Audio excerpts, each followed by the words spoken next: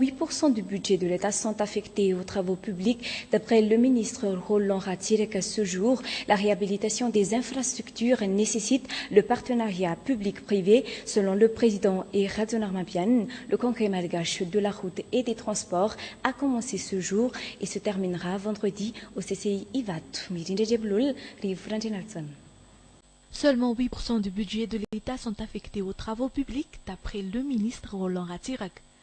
Dans certains pays d'Afrique, pourtant, ce sont les travaux publics qui sont les plus budgétivores, jusqu'à 70% du budget de l'État. Nous estimons prioritaire et urgent de bitumer l'accès aux différents greniers à riz du pays, notamment la RN 44, la RN 31, la RN 32, la RN 5A Ambiloubé-Voema, et aussi, ce sont des endroits qui produisent du riz.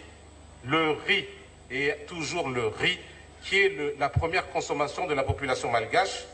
Donc, ce n'est pas normal qu'il n'y ait pas de goudron pour aller à Mbiloubé-Voema, pour aller à Maranset-Mananar, pour aller à Mananar-Soneranboum, pour aller à Fort-Dauphin jusqu'à Wangendano. On doit goudronner le plus tôt possible et on remercie les bailleurs de fonds parce qu'ils nous aident pour ça.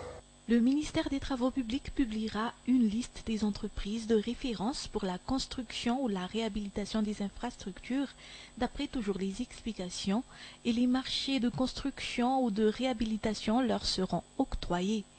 En effet, selon Roland Ratirek, certaines routes sont détériorées en moins de 3 mois après leur réhabilitation, qui pourtant avait coûté plus de 200 millions d'ariari.